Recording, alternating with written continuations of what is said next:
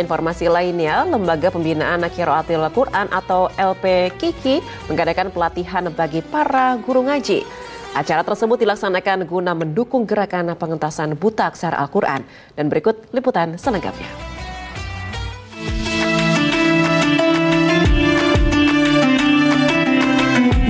Memberikan pembinaan dan pengajaran bagi kaum muslimin, Lembaga Pembinaan Qiraatil Quran atau LPQQ memberikan pelatihan perdana bagi para pengajar gerakan pengentasan buta aksara Al-Quran di Masjid Istiqlal, Jakarta. Dalam pelatihan ini, Ustadz Mahbub Zarkashi selaku Ketua Umum LPQQ menyatakan bahwa kegiatan ini bertujuan untuk menyamakan persepsi para pengajar dan upaya mengentaskan buta aksara Al-Quran di tanah air. Di mana menurut data dari Dewan Masjid Indonesia di tahun 2022 terdapat sekitar 65% umat Islam yang belum bisa membaca Al-Quran. Tujuan terlaksananya kegiatan ini adalah melakukan gerakan kebersamaan, persepsinya disamakan, kemudian tujuan target disamakan sehingga para mu'allim Al-Quran bisa melaksanakan sesuai dengan kesepakatan bersama, sesuai dengan program yang sudah direncanakan. Setelah pelatihan, para pengajar akan terjun langsung untuk membina dan memberikan pengajaran Al-Quran kepada masyarakat. Pelatihan ini memberikan bekal dan metode pengajaran Al-Quran yang bernama metode Islah. Alhamdulillah dengan adanya kegiatan dan program ini bisa membantu terutama untuk diri saya sendiri bisa lebih mudah lagi untuk mempelajari Al-Quran dengan metode-metode yang telah diberikan dari kegiatan hari ini. Menurut saya alhamdulillah bagus ya. Ini untuk gerakan nasional ini sebagai bentuk perkembangan bagaimana kita lebih mengenalkan huruf Al-Quran, bacaan Al-Quran. Sementara itu, Ustadz Atabik Lutfi selaku pembina dan penasehat LPQQ berharap agar LPQQ terus berusaha meningkatkan upayanya dalam mengajarkan ilmu Al-Quran. Ya tentu kita sangat berharap bahwa lembaga ini terus ya meningkatkan effortnya, memberikan banyak sumbangsi tentang Al-Quran. Karenanya sejak awal lembaga ini harus ya bergaul dengan semua komponen.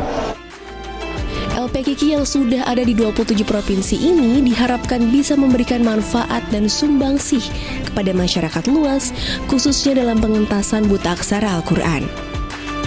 Dari Jakarta, Firana Hdiana, Ahmad Teguh melaporkan. Masya Allah, semoga dengan hadirnya lembaga tersebut bisa terus mengentaskan buta aksara Al-Quran di tanah air. Amin ya Rabbal Alamin. Nah, Pak Ustaz, kita boleh saja berbangga disebut sebagai negara dengan penduduk muslim terbanyak di dunia. Namun mirisnya berdasarkan data dari Dewan Masjid Indonesia, ini ada sebanyak 65% warganya justru tidak bisa membaca Al-Quran. Nah, ini penyebabnya apa Pak Ustaz?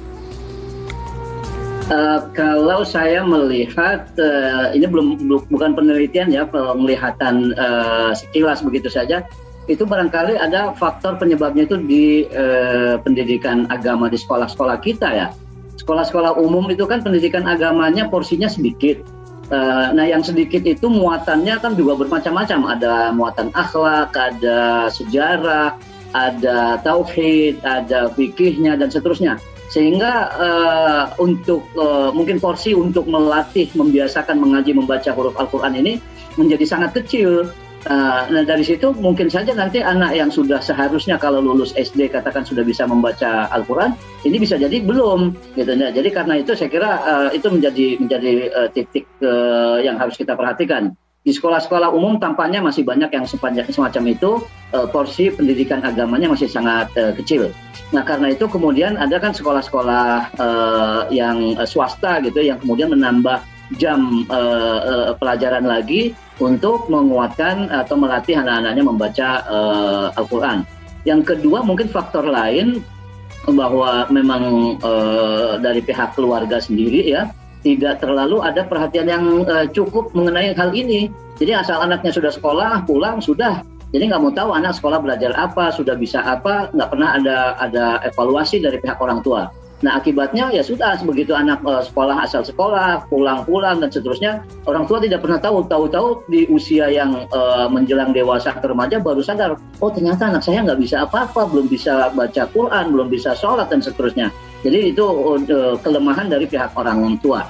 Nah yang saya lihat itu ya, dari pihak sekolahnya ada kurikulum atau porsi pendidikan agama yang kurang menurut saya, sehingga perlu ditambah dengan di luar sekolah. Dan sebagai gambaran saja, kalau zaman dulu saya ketika kecil, saya bersekolah di 2 tempat ketika SD gitu ya. Pagi sekolah di sekolah negeri yang memang porsi agamanya seperti itu, sorenya saya ngaji di tempat lain, di langgar, di musola. Jadi bersamaan dengan sekolah SD saya itu, saya sudah belajar ngaji juga, sehingga orang tua yakin bahwa saya selesai SD ya bisa baca Quran gitu. Saya kira itu juga bisa kita terapkan untuk anak-anak kita sekarang yang mungkin porsi pendidikan agama di sekolahnya masih sangat minim. Kita les lah anak-anak kita itu dengan membaca Al-Quran di tempat lain, musola terdekat atau LP, lembaga pendidikan Al-Quran sekitar kita.